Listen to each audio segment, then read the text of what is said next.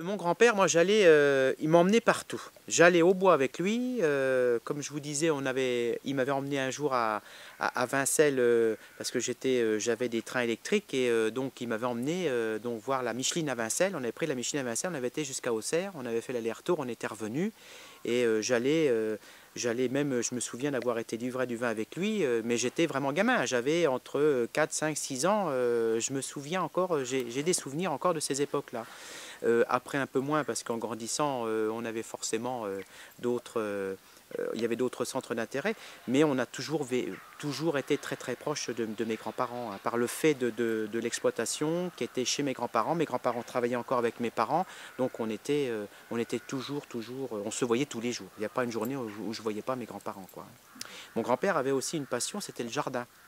Il faisait du jardinage en bas, là, dans les jardins en bas du pays.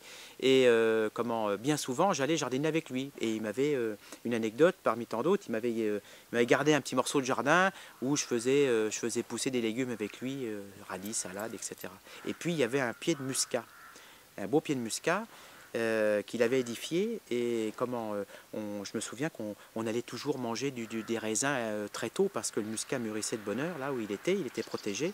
Et donc j'allais avec mon grand-père chercher ces raisins-là. On allait dans des vignes à côté, là par exemple, au-dessus, je me rappelle, il y avait des chasselas. Et donc là, pareil, on allait chercher des chasselas et j'allais avec mon grand-père, parce que mon grand-père savait où étaient les pieds. Donc c'est des petites anecdotes que je me souviens, mais qui étaient toujours liées à la vigne, bien entendu, quoi.